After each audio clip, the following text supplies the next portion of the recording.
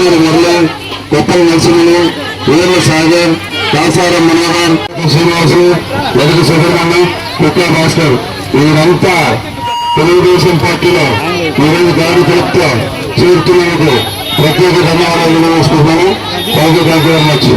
తెలుగుదేశం పార్టీలోకి గాడి తిలక్ బాబు అనే వ్యక్తి యాదవ సుబ్రహ్మణ్యం గారు, మన ఆఫీసరావు గారు, విజయభాస్కర్ రెడ్డి గారు, కన్నల కృష్ణారెడ్డి గారు, రఫీ గారు,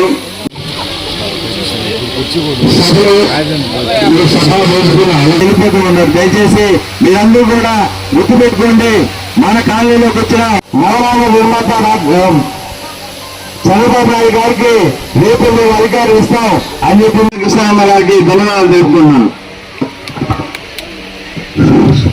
మండల పార్టీ అధ్యక్షుడు అశోక్ రెడ్డి గారిని మాట్లాడుతున్నాను.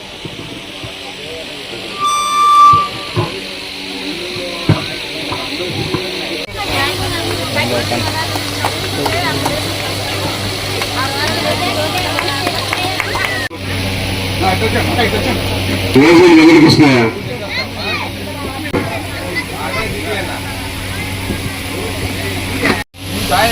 దాసార Manohar,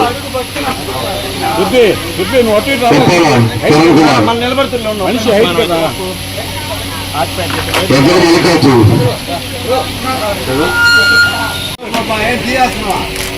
thank you so much.